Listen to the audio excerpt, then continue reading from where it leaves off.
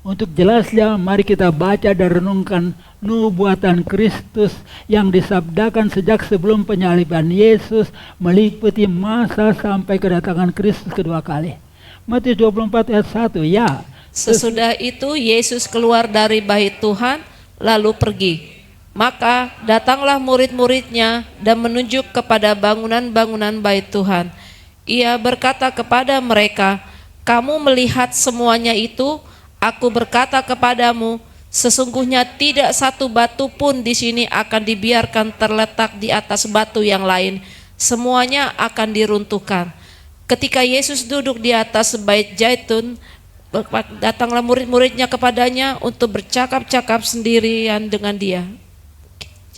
Kata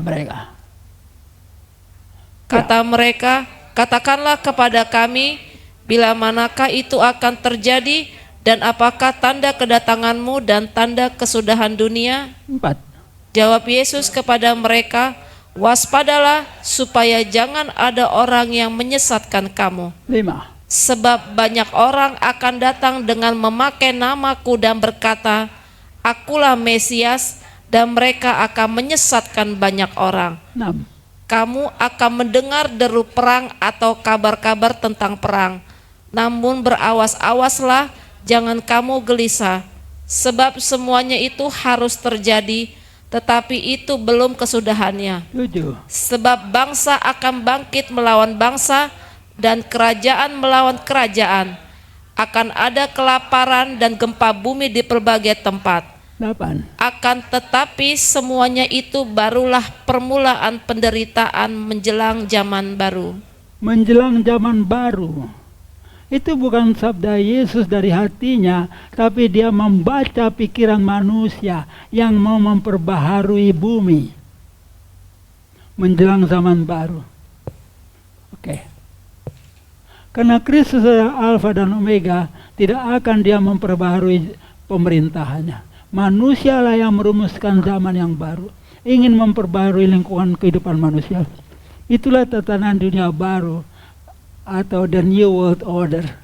Itulah agenda PBB oleh kelompok yang menungganginya. Mereka ingin memperbarui tatanan dunia dengan satu pemerintahan dunia, membentuk dunia yang damai tanpa peperangan. Hanya ada satu kepolisian, hidup makmur tanpa kelaparan, tanpa sakit penyakit, menganut satu agama saja, agama perdamaian. Saudara ingat kunjungannya Pope Francis barusan? Apa dia sampaikan? Sedang disiapkan agama perdamaian. Jadi rupanya mereka memandang agama-agama itu gini. Harus ada agama perdamaian. Apa itu agama perdamaian? Oh, kita akan persatukan 3 agama yang berangkat dari iman Abraham. Yudais, Kristen, dan Arab itu harus dipersatukan. Jadi agama baru untuk tatanan dunia baru. Dicuplik dari perjanjian lama, dicuplik dari Quran, dicuplik dari perjanjian baru juga ada, tapi nama Yesus tidak ikut di dalamnya. Itulah antikristus. Yang kalau Anda memperhatikan sumpah Presiden Joe Biden waktu dia baru dilantik 5 tahun yang lalu, apa dia ucapkan? Sumpah jabatan. Aku bersumpah demi Tuhan semua agama. Itu. Sekarang Bill Gates bilang apa? Pak Ens, Bill Gates bilang apa? Kita butuh Yesus Kristus sekarang. Dibalikin wajah. Make America great again. Kita hadirkan kembali Kristianis. Jadi Joe Biden itu anteknya Illuminati sebetulnya, yang ingin menegakkan dunia baru. Dan waktu Pope Francis katakan iman Abraham yang dipersatukan, iman Abraham, Yudais, Kristen, dan Islam. Apa iman Abraham? Siapa ahli Alkitab di sini? Apa iman Abraham? Nggak ada jelas. Kalau Anda mau cari iman Abraham itu ketemunya di Quran. Ibrahim, dia berurusan dengan orang-orang penyembah berhala. Di situ ada penyembah berhala. Ibrahim melihat mereka menyembah matahari. Nggak mungkin itu Tuhan. Saban sore tenggelam. Dia lihat lagi, ada yang menyembah bulan. Ya kan? Wah, nggak benar. Bulan bukan Tuhan itu, kata Ibrahim kepada hatinya. Kenapa? Setiap pagi hilang. Hanya bersinarnya malam hari. Ibrahim melihat lagi satu masyarakat lain yang menyembah bintang-bintang. Wih, barang sekecil ini disembah. Begitu matahari keluar mereka redup semua. Saudara, dari pernyataan Ibrahim yang 3 biji itu, saya menarik kesimpulan apa? Iman Ibrahim adalah iman bukan iman. Itulah alasannya antikristus itu mau memperkenalkan tatanan dunia baru dengan satu agama. Dan mereka memusuhi Islam fanatik dengan yang Kristen. Kenapa? Karena Islam fanatik dan Kristen menolak LGBT. Kita harus ngerti, harus melihat situasi itu. Itulah tatanan dunia baru yang sedang dipersiapkan. Jadi, itulah agenda PBB oleh kelompok yang menunggangi PBB. Dengan agama perdamaiannya. Kembali kepada dialog Yesus dengan muridnya. Kata mereka, katakanlah kepada kami bila manakah itu akan terjadi dan apakah tanda kedatanganmu akan atau kesudahan dunia. Oke. Jawab Yesus kepada mereka, waspadalah supaya jangan ada orang yang menyesatkan kamu. Sebab banyak orang akan datang dengan memakai namaku dan berkata, akulah Mesias, dan mereka akan menyesatkan banyak orang. Saya ambil lagi satu catatan di sini. Tentang isinya perjanjian lama yang bisa saja sudah dikacaukan. Tolong sama-sama baca. Yesaya 43:3 ya. Sebab akulah Tuhan, Yahweh Elohim yang Maha Kudus, Elohi Israel, Juru Selamatku. Aku menebus engkau dengan Mesir dan memberikan Ethiopia dan Sheba sebagai gantimu. Jadi Yahweh itu mengaku Juru Selamat. Yesaya 43:3. Khusus buat bangsa Israel. Itu pengakuan Yahweh. Cuma gaya penyelamatannya beda daripada Juru Selamat kita. Gayanya penyelamatan oleh Yahweh itu apa? Tukar guling. Bangsa Israel ditukar dengan Mesir dan Ethiopia. Juru Selamat saudara, bagaimana menyelamatkan saudara? Darahnya dikucurkan. Beda sekali. Lalu datang lagi yang paling gawat ayat 11. Akulah Yahweh, tidak ada juru selamat selain daripada aku. Dengan kalimat itu Yahweh sedang bilang apa? Sesudah aku nggak ada lagi juru selamat. Jadi yang datang itu, yang disalib itu bukan juru selamat. Sampai hari ini orang Yahudi menolak Yesus. Karena sudah dikunci oleh Yesaya 43:11. Yang benar juru selamat kami hanyalah Yahweh, that's it. Betul ucapan masyarakat. Maling selalu satu langkah di depan polisi. Juru selamatnya yang sejati belum muncul, dia sudah mengaku sebagai juru selamat satu-satunya. Supaya kenal itu wataknya Yahweh. Mari kita lanjutkan membaca. Seluruh Matius pasal 24 itu bicara oleh Kristus sendiri, nubuatan disampaikannya 2000 tahun sebelum kejadian. Ayat 9, ya. Pada waktu itu kamu akan diserahkan supaya disiksa, dan kamu akan dibunuh dan akan dibenci semua bangsa oleh karena namaku. Dan banyak orang akan murtad dan mereka akan saling menyerahkan dan saling membenci. Banyak nabi palsu akan muncul dan menyesatkan banyak orang. Nabi palsu sudah banyak muncul. Sejak 40 tahun yang lalu pun sudah ada, bukan sekarang. Yang sekarang lebih membludak lagi. Banyak nabi palsu muncul. Anda buka YouTube, nonton film di YouTube. Tuhan berbicara kepada saya tadi malam. Banyak ngaku Tuhan bicara. Saya melihatnya sedih.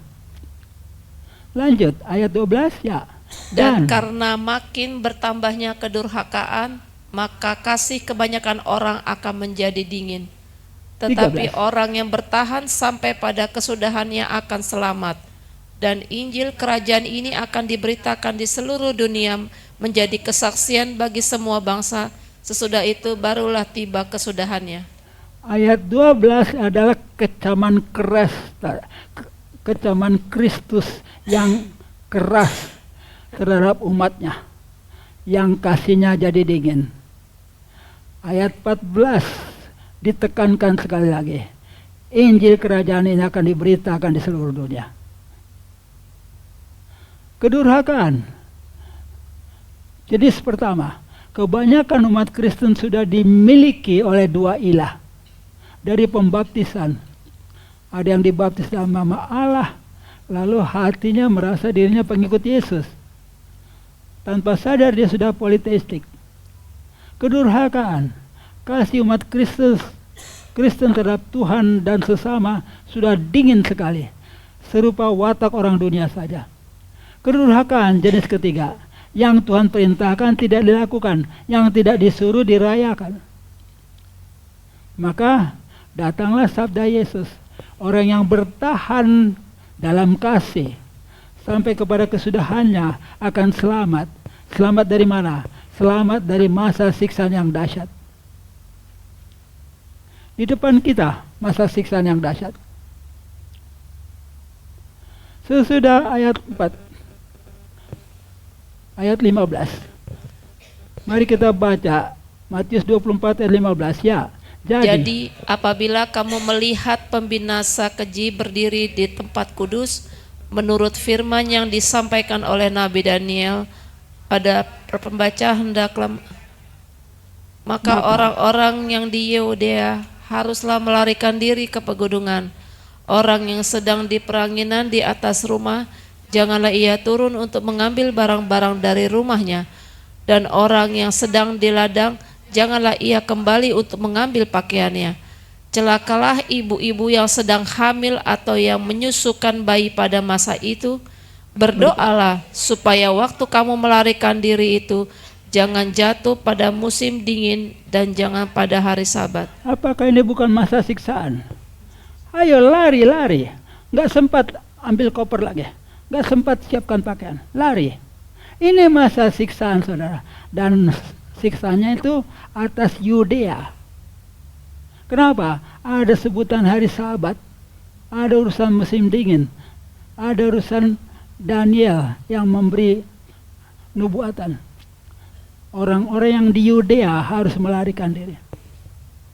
Masa siksaan dahsyat untuk bumi belum terjadi, yang di Yudea didahulukan. Tadi kita sudah baca betapa Yahweh mengganjal Kristus. Tidak boleh kau jadi juru selamat, aku satu-satunya. Nah, sekarang dikasih tahu, Yudea sedang menghadapi itu. Dan itu dimulai pada 7 Oktober 2023. Masih ingat? Hamas menyerang Israel. Sekarang ini sedang terjadi masa siksaan yang dahsyat atas Yudea. Silakan Pak. Bagus ini. Ambil satu. Atas Yudea masa siksaan. Kenapa Yudea duluan? Karena kasih Tuhan. Bukannya karena Tuhan benci. Tuhan tahu orang yang dalam malapetaka itu langsung panggil-panggil Tuhannya. Gempa bumi di Cianjur. Ya Allah. Pada masa inilah orang-orang di Yudea akan mencari juru selamat yang asli. Dia cari. Jadi ini kesempatan untuk orang-orang Yahudi bertobat karena kasih Yesus. Jangan kita keliru memahaminya. Dan sejak 7 Oktober 2023 sudah terjadi. Dan sampai hari ini makin memanas. Israel menghadapi pemboman dari Hizbullah, dari Iran, dari Houthi dan sebagainya. Lanjut.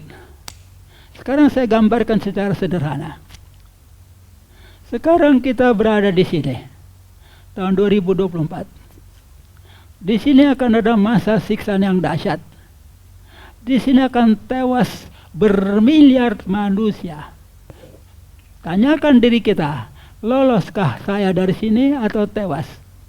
Berikutnya Kristus datang kedua kali. Kita akan baca nanti.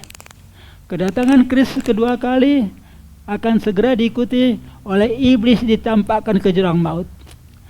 Sehingga di atas muka bumi tidak ada lagi kejahatan. Iblis, malaikat-malaikatnya sudah pergi. Di atas muka bumi lah terjadi kerajaan damai 1000 tahun. 1000 tahun kerajaan damai, disitulah terjadi pemberitaan Injil kerajaan sorga yang tanpa gangguan lagi karena setan-setannya sudah dijebloskan ke sini. Sekarang belum. Sekedar tahu ya buat teman ya. Dari persekutuan kami kaum Injil selama tahun 98 sampai sekarang 15 orang masuk penjara kena Injil, kena penginjilan. Yang kena vonis 5 tahun, yang kena vonis 2,5 tahun, 9 bulan atau 6 bulan. Penginjilan pasti membawa kepada penjara di Indonesia. Dan yang terakhir itu 3 orang ibu-ibu pada tahun 2023. Carikan saya, adakah lagi kumpulan Kristen yang pernah anggotanya masuk penjara sampai 15 orang? Kami sangat dibenci karena yang kami beritakan Injil dan jalan terus. Dan mereka yang masuk penjara itu tidak ada yang menyesal. Keluar dari penjara terus menginjil. Karena sudah tahu kamu adalah terang dunia. Masuk penjara, di penjara juga jadi terang dunia, menginjil. Itulah kemuliaan yang Tuhan wariskan buat kita. Terserah Anda mau ikut mewarisi kemuliaan itu atau tidak. Jadi diagram ini sudah menggambarkan dengan jelas masa siksaan itu. Kita akan lihat lagi beberapa poin yang perlu kita pelajari. Nah, ayat 21 dan 22, Yesus bicara tentang masa siksaan yang dahsyat. 21 ya, sebab pada masa itu akan terjadi siksaan yang dahsyat seperti yang belum pernah terjadi sejak awal dunia sampai sekarang dan yang tidak akan terjadi lagi. Dan sekiranya waktunya tidak dipersingkat, maka dari segala yang hidup tidak akan ada yang selamat. Akan tetapi oleh karena orang-orang pilihan waktu itu akan dipersingkat. Pada ayat ini Yesus juga lagi membaca pikiran iblis. Iblis pengennya tuh perang itu jalan terus. Supaya habis manusia di bumi ini. Supaya Yesus itu tidak berhasil membangun kerajaan sorga di bumi. Sekarang ini pemimpin-pemimpin yang beringas sudah pada gata-gata mau menekan tombol nuklir.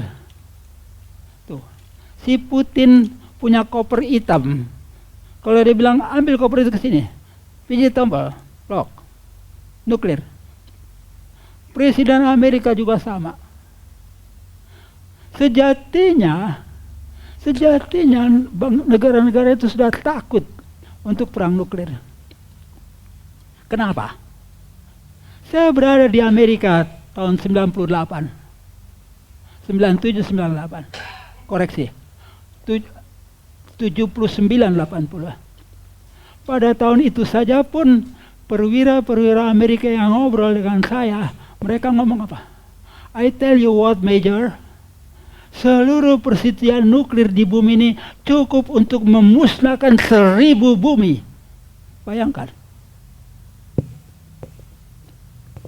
Di Hiroshima pernah meledak itu bom nuklir. Berapa sih? 15 kiloton ya. Sekarang sepotong bom nuklir itu bisa jadi 10 megaton. Jadi itu maunya iblis supaya terjadi perang nuklir. Lalu habis sama musnah.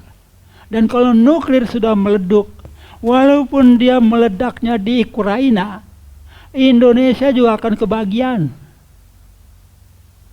Debu radioaktifnya akan terbang. Kita nggak usah takut dalam hal itu. Kita harus tahu Tuhan mengendalikan segala sesuatu. Tapi tangan udah pada gatal, mau tekan tombol itu. Itulah situasinya. Jadi kita harus terus berdoa dalam urusan supaya agenda Kristus yang berlaku. Menanggapi urusan-urusan ini, Kristus tak akan bergeser dari agendanya membangun kerajaan surga di muka bumi. Maka dia siapkan sejumlah orang pilihan yang tidak tewas pada masa siksaan yang dahsyat, namun tidak ikut diangkat pada kedatangan Kristus kedua kali. Mereka akan bertugas secara estafet merampungkan penginjilan kerajaan surga selama 1000 tahun kerajaan damai. Untuk kelak kerajaan itu diserahkan kepada Bapa. Tunjukkan lagi, dia lihatlah masa siksaan yang dahsyat, tinggi, mengatasi semua. Dahulu belum pernah terjadi, kelak tidak akan terjadi. Dan bisa diperkirakan akan bermiliar manusia tewas di sini. Dalam masa siksaan. Segera setelah masa siksaan itu, Kristus akan datang kedua kali. Kedatangan Kristus kedua kali akan terjadi benturan dahsyat lagi dengan kuasa iblis di sini. Dan hasilnya iblis akan terdampakkan ke jurang maut. Inilah akan kita baca dalam waktu yang tersisa nanti, supaya tahu suasana seperti ini. Nah, apa atau bagaimana terjadi masa siksaan dahsyat? Pihak mana yang gemar menyiksa umat manusia? Tuhan atau hantu atau insan? Manusialah, hamba iblislah, para globalislah yang akan melakukan masa siksaan yang dahsyat itu. Mereka menerapkan masa siksaan dahsyat yang menyiksa manusia di seluruh bumi agar menyerah saja menerima tawaran tata kehidupan sejahtera tanpa penyakit, tanpa kelaparan, tanpa peperangan yang ditawarkan oleh para globalis melalui PBB yang akan mereka kukuhkan selaku pusat pemerintahan dunia. Jadi mereka itu bercita-cita supaya PBB itu menjadi pusat pemerintahan dunia, maka Republik Indonesia hanya provinsi. Setiap negara berdaulat sekarang hanya jadi provinsi di dalam tatanan dunia baru. Dan selaku provinsi, halo, setor kepada pemerintah pusat.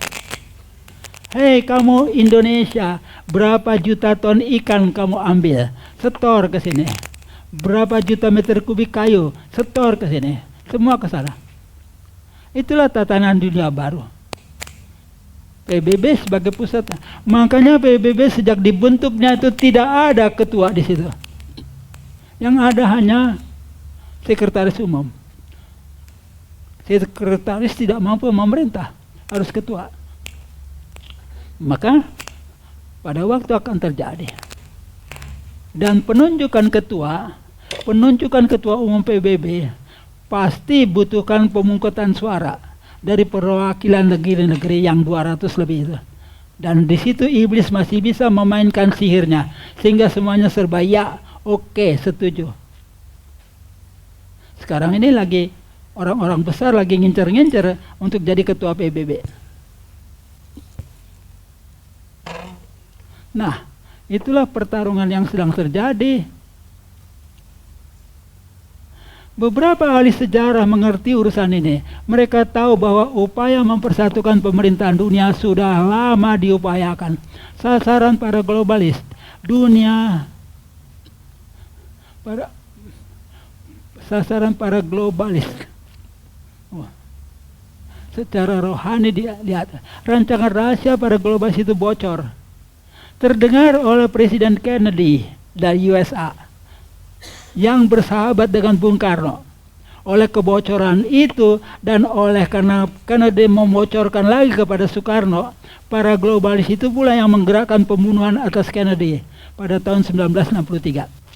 Bung Karno yang mengerti perpolitikan dunia mengambil sikap anti nekolim. Bung Karno selalu pakai istilah nekolim, neokolonialisme dan imperialisme. Jadi bukan lagi kolonialisme model penjajahan Belanda atau Perancis atau siapa.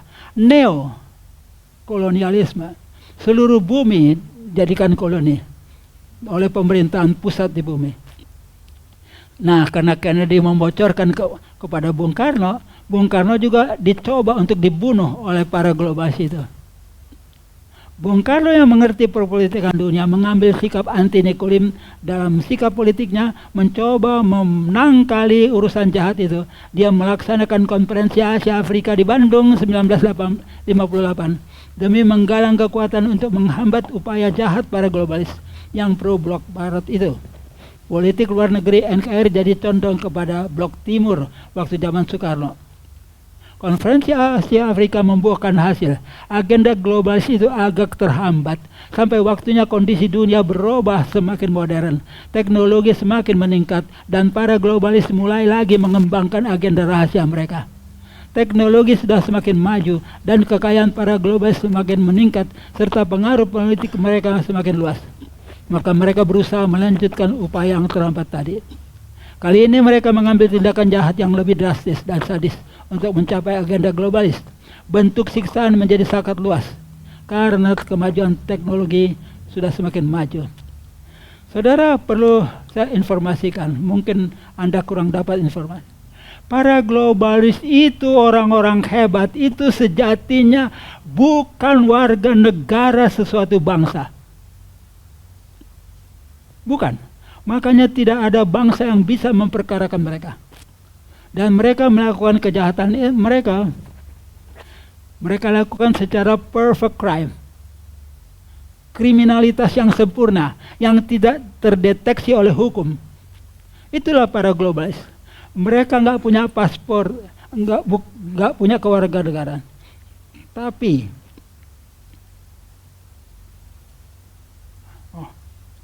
mobil B1802, mobilnya menghalangi orang lain.